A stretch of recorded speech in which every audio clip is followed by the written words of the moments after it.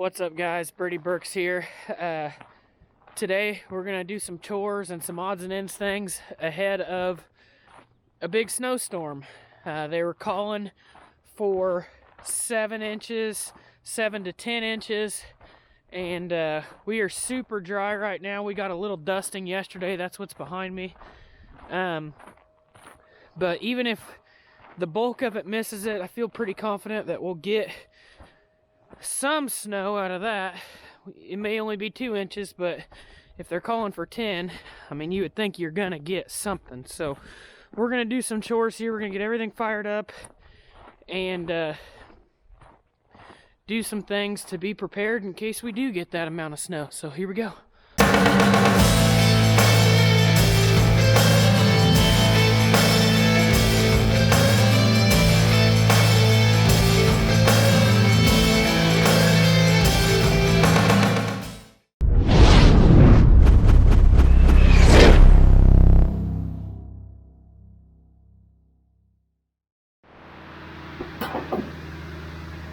So anyway, we've been doing some deep cleaning, kind of moving some things around since our upland bird season's winded down. But then we went duck hunting yesterday and kind of got everything out again. So we're gonna have to organize some barns so that we can pull all of our vehicles and tractors and stuff in here. In case it does snow, everything's under a roof.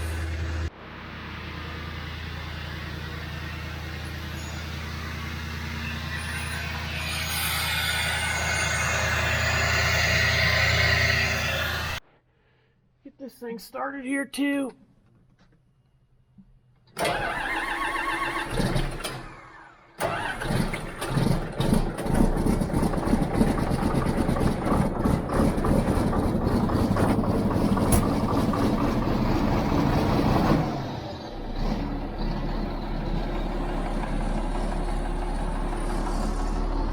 we're gonna go do first here is go pick up a round bale of alfalfa, and we've got some buckets of corn on the back of the truck. We're gonna get these cows to follow us down off of stalks into the creek that we own, so that if it snows, they're not out there in the wide open.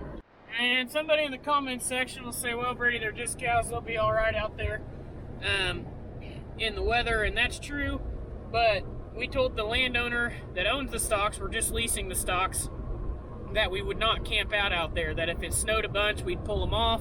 If it was going to be wet and muddy, we'd pull them off. And rather than do that with 10 inches of snow on the ground, we'd already like to pull them off here tonight or today, so that we don't have to do this in the snow or in feet of snow and have to get the tractor or whatever. Basically, we're going to unroll a bale on our side of the fence, get them coaxed down in there where they got feed, and they'll still be able to go back out on the stalks, but they should hang out kind of around there and be easy to catch if we have to catch them and move them or shut them in on our side of the fence. So that's what we're going to do here first, and just check on them, see what they look like. It's hard to see them, but they're all out there. We're going to cross this hot wire fence right here. Maybe. I think I can sneak across there with the truck. You can see those row of trees just barely over the tops of those 2 cows there, that gray line. That's where we're headed. A lot of them are kind of already here pretty close. That goes clear over to the other mile line there. And rather than have them getting those trees down there, I think if we hay feed them on our side, they'll kind of hang out over here and be close if we have to catch them and move them off of this piece. Or we can shut that fence over there. We've got it cut and dropped. It's not a gate, it's just we cut the 5 strands of barbed wire, but we'll get out here and get across this fence.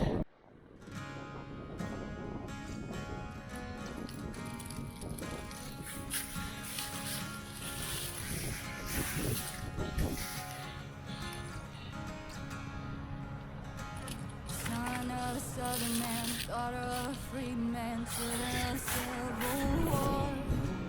Blackbird on the Here they come. them diving in deeper than they've been before. And down a red dirt path, coloring their tracks, strangers in the light of We're across. If they get caught, Here they it's gonna come. be hell to pay. So baby, meet me down by the Roanoke River where the cool dark water meets the full moonlight. If we can sneak away, maybe we could be together. Candlelight, start love tonight.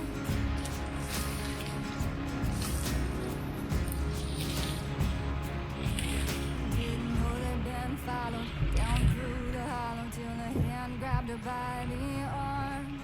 Blood's thicker than water, but even his father ain't never gonna do her no Left harm. a little bit of a bail there to push around. We got this animal strung out. Oh, whiskey on his breath, they were scared to death, and he was meaner than the devil himself.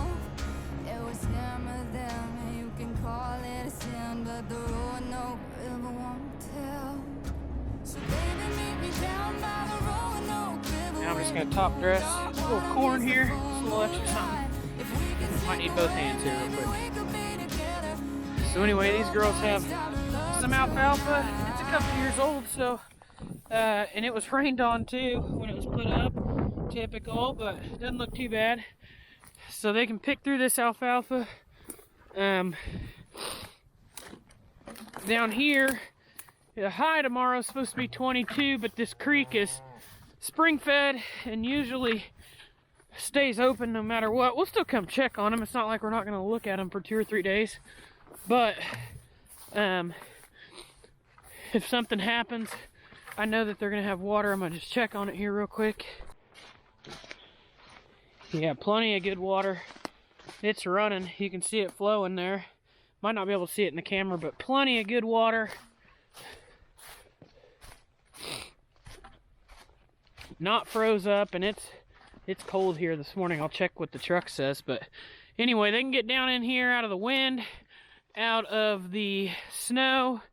They got good water. I fed them up there on the top of that hill, and they may walk right back out on the corn stalks. Who knows? But they're smart. They know what they want and how to get it. Little quail just got up here. Let's see if there's any more. Here we go, quail. Huh. That's why we say hunting and cattle co. Got both of them. Cows and quail, upland birds. Anyway, these cows are smart. They know what they want and what they need. They know how to get it. They may walk right back out there on those corn stalks by this evening. And if they do, that's fine. Hopefully they just don't go like the full mile over. But anyway, if we wake up in the morning and the fence has been drifted in because the snow piled up so high or something, and they can walk right over it or whatever, hopefully they're kind of back in here and we can shut them in this pasture. There's some cover crop and things down here. They've kind of mowed it over because we had them on it early in the fall before we kicked them out on the corn stalks. But anyway, it always just makes you feel better looking at them. We could still have a rodeo tomorrow, but you can at least say that you tried. And like I said, they'd have been fine without a bale of alfalfa and corn, but it just makes you feel better knowing you're taking care of them or looking at them, checking them out. So we're at the hay field here getting some more hay that we're gonna take up to our heifers now. Real quick, one reason why we like these cannonball bale beds, or this is a cannonball bale bed. It's made by C5 Manufacturing. They don't call them a cannonball anymore, but your bale bed arms move independently. So I can control this left arm and I can control the right arm. So if you got a bale that's a little crooked like this, it's hard to get into, you can get in and push on it and spin it with one arm like that, and then get in there with both arms and get it all centered up like you're gonna unroll it. Some of these bale beds you cannot control the arms independently like that.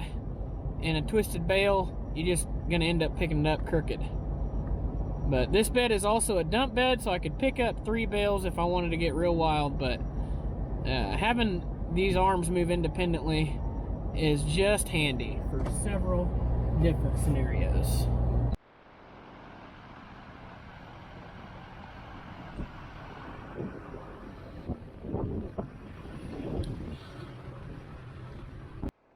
Alrighty, we're unloading these couple old bales here, mostly for bedding. There's some good stuff in there that you can see they're picking through it.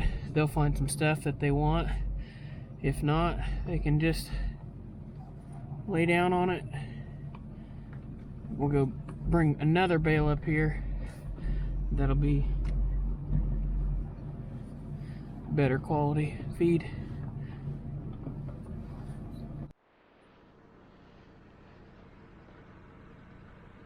We're pretty excited about it. These heifers have a bull with them now. They can run clear out onto corn stalks and around. But I've got them up here in the lot for the same reason as I moved those other cows, because just want them up here close in case the weather's bad and I don't have to chase them. Can't nobody stop this love. Can't nobody stop this love. Can't nobody stop this love. Can't nobody stop this love. Can't nobody stop this love. Can't nobody